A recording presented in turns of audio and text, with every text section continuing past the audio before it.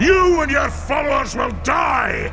That is my oath, as my king Grimnir is witness!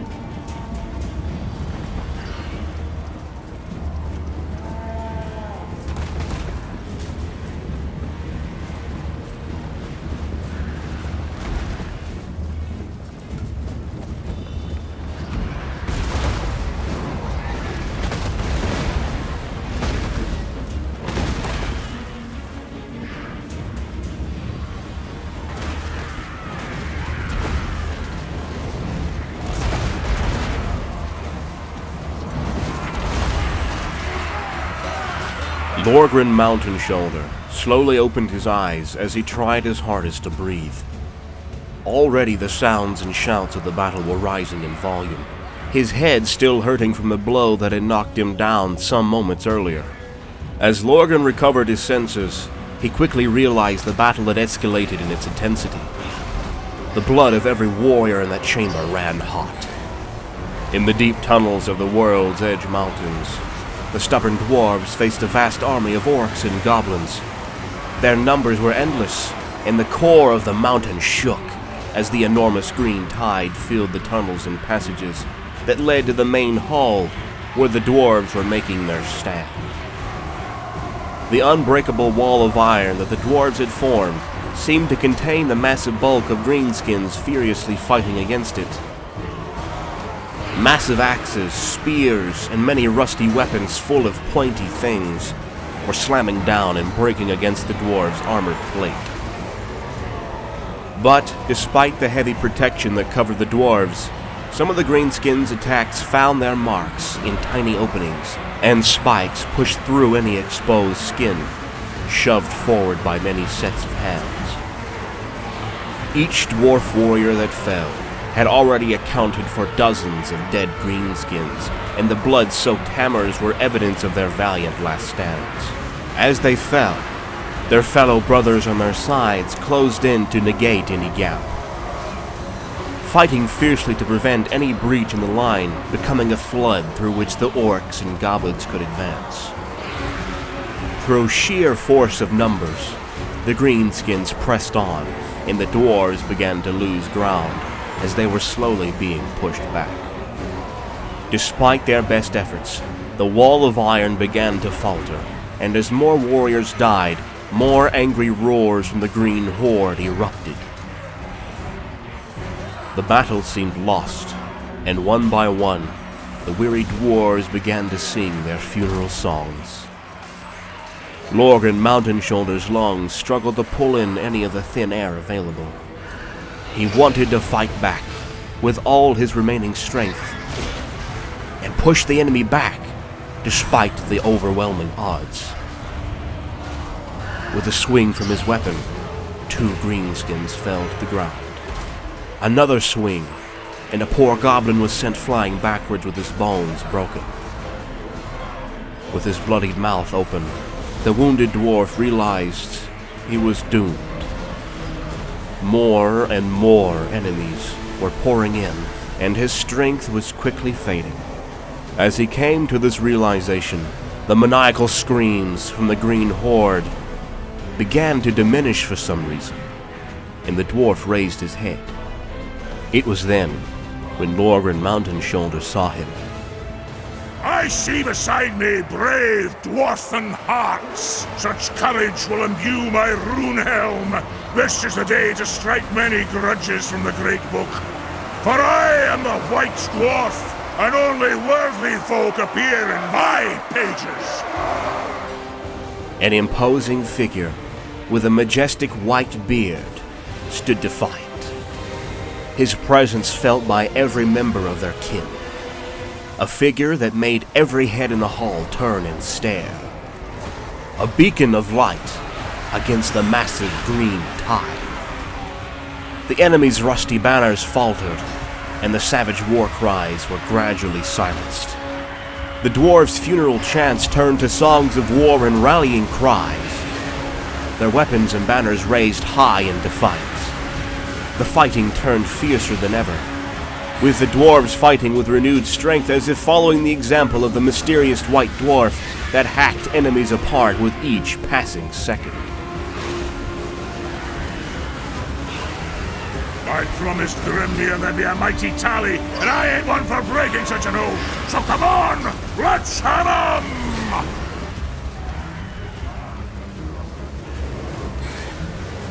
So white was his beard, so solid were his feet touching the ground, like the roots of an ancient oak tree.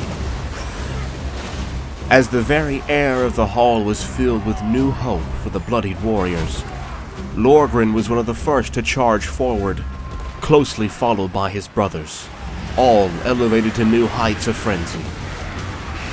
The wall of iron began to form again as the defenders regained ground and pushed back. The dwarves' war horns, chants, and screams surpassed that of the Greenskins, and it quickly became a deafening sound as it thundered across the entire hall. It was as if the mountain itself proclaimed who the true owners of the deep tunnels were. The terrified greenskins, orcs, and goblins alike screamed in terror as they were hacked and smashed down by the fury of their vengeful enemy. Let us record great deeds this day and give these earthly scum a right royal hammering! I swear, I never saw a beard so white or gold as on the features of Grombrindal. None truly know the origins of this most ancient and venerable warrior. As powerful as he is mysterious, the White Dwarf appears in the time of need, as a proud and humble warrior watching over his people.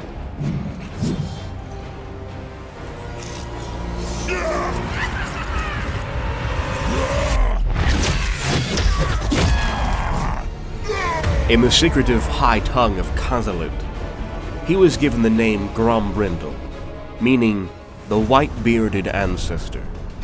Many times Grombrindal has emerged out of the shadows, such times when doom seemed to be inevitable for the dwarves in the battlefield.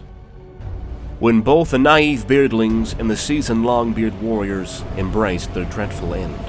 Many times has the intervention of the White Dwarf saved the day, and his deeds are the stuff of legends, such as his wrath on a cruel goblin boss during the Battle of Whale Bridge, or the epic fight that happened when he led a group of dwarf heroes against an army of beastmen and greenskins, or the story of how he inspired courage and strength in the hearts of his kinmen at Bitter Peak, leading them to victory against the Ratmen.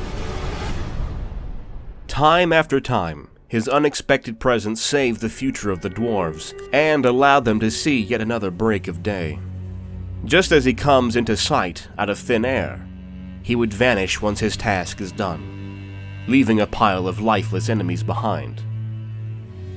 Although there is no dwarf who can deny this legendary being, his identity is a mystery. For centuries, many theories on his origins were rumored. There are some whispers claiming that Grombrindal is none other than Snorri Whitebeard, the first High King of the Dwarves, and the eldest son of the dwarf god Grungnir, a mighty king so honorable and loyal that he was called a friend by Malekith of the Elves, and was respected by the Phoenix King himself. The story goes that hundreds of years ago, when the polar gates collapsed and the essence of chaos was unleashed upon the world, the dwarves and the elves had to fight back to back in order to survive and drive back the common threat that dared to consume the world in madness and chaos. During these dark times, both races made bonds of brotherhood, as they were tested time and time again by the armies of chaos. King Snorri Whitebeard met Malekith during those tumultuous times. Malekith was an elven prince, the son of Anarion, the Phoenix King. Both warriors fought many battles together, and they developed a strong friendship. When the threat of chaos was pushed back and was finally contained mainly in the north, both races began colonizing the old world and expanding their territories. Trade began between the two races, and it was a great time for both civilizations. The elves established many colonies across the world, and the dwarves expanded their home throughout the mountains, building many holds and expanding their tunnels and underground networks. As time passed, King Snorri Whitebeard died of old age. But before his passing, Malekith made a promise to the Dwarf King lying in his deathbed. The Elven Prince would do everything in his power to ensure that both races would remain being friends and allies forever. With his last breath, Snorri promised he would return when his people needed him, in times when darkness spread far, and so passed Snorri Whitebeard, the first great king of the dwarves. Back in Ulthuan, the next king of the elves was to be crowned. Malekith, being the son of the Phoenix King, was the natural successor to be the next ruler. But some elven princes opposed the idea of having such a tempered character as their leader. After some deliberation, the council decided that Bel-Shanaar was a more appropriate candidate, and crowned him as the new Phoenix King. Malekith was the first to accept that change, and bowed before Bel-Shanaar, swearing loyalty to him.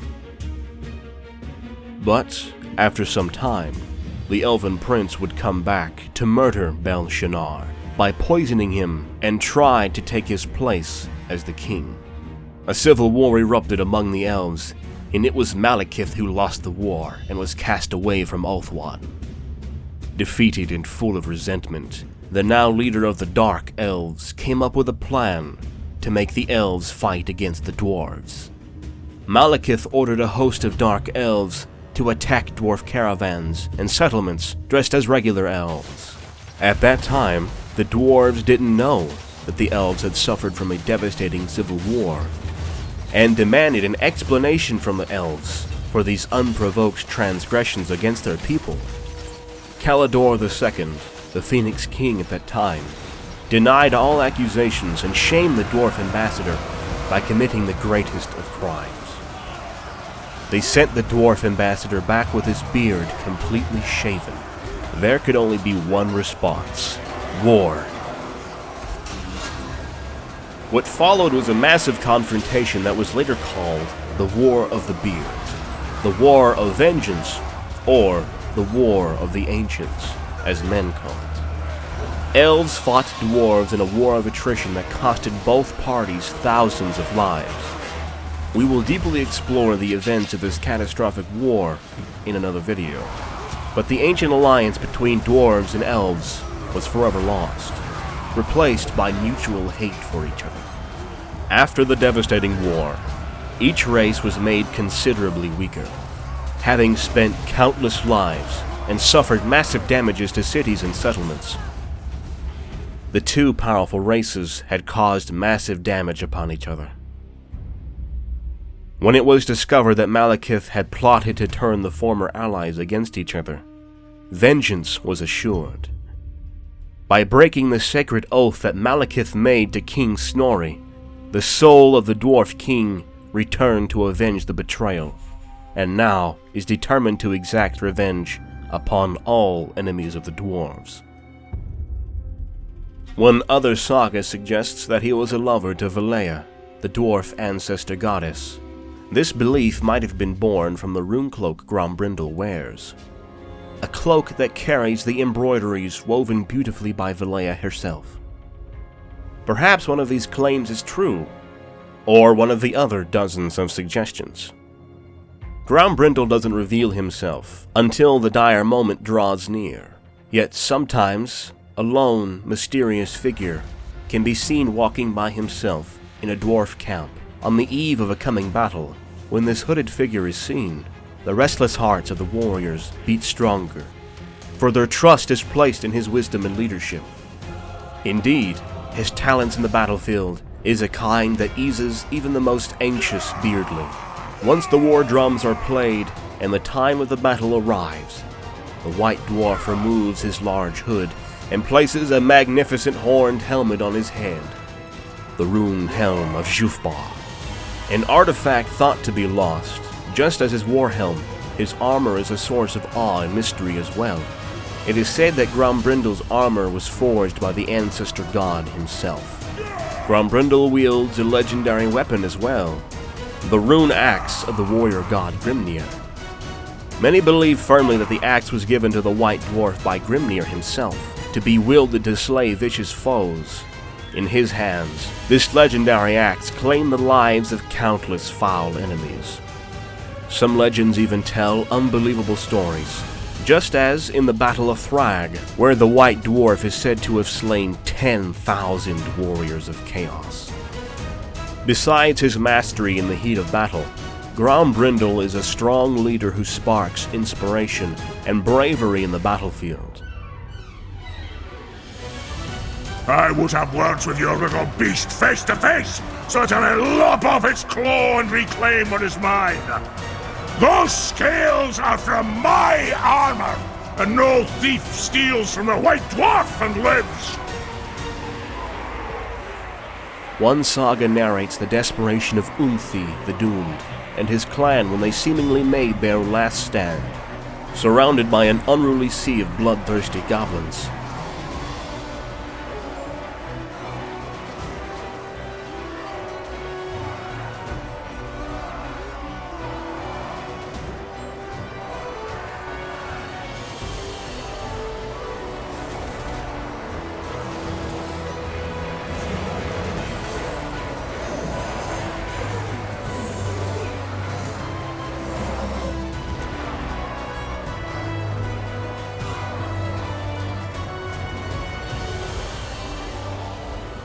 Yet, when the darkness almost swallowed the dwarves whole, a whisper traveled through the banks of exhausted and wounded warriors, getting stronger by the second.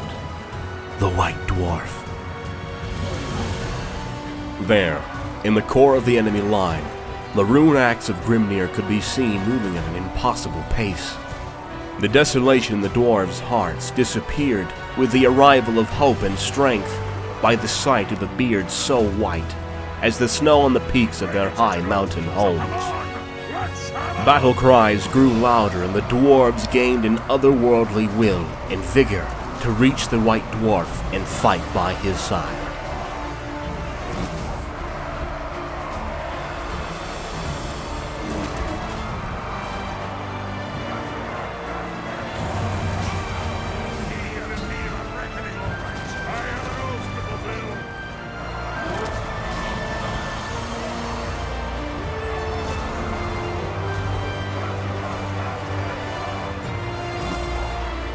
Once victory was theirs, Grombrindal vanished, as he did many times before, and would repeat many times after that.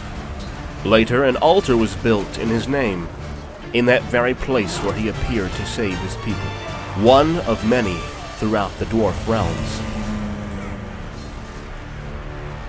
So special is the White Dwarf that Games Workshop's official magazine carries that name. The monthly magazine is always packed with battle reports, painting tutorials for the many models available, army showcases, pieces of exclusive lore not available anywhere else, and more. The White Dwarf magazine has always been a conduit for new rules and ideas for Games Workshop games, as well as a means to showcase developments. The magazine is an excellent resource for anyone interested in Warhammer in general, and has been a reliable source of lore material for many of the videos we publish here on the channel.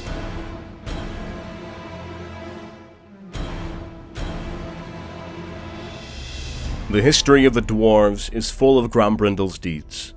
far too many to dismiss his existence as an old wives' tale. Ballads are sung, sagas are written, and stories are told in his behalf. The Whitebeard wanders the secret dwarf roads in the World's Edge Mountains. In his disguise as an explorer, none would know that in fact, under the worn-out cloak, is the mighty hero of the dwarves, Grombrindal. Rumor has it that he accepts dwarven ale from unsuspecting travelers he comes across, and grants them prophecies. So long the dwarves wondered his true face, a god, an immortal hero, perhaps a time-defying king. However, what or who he might exactly be, some believe his identity is not meant to unfold, and he is to stay the mysterious savior of the dwarf race for the dark times to come.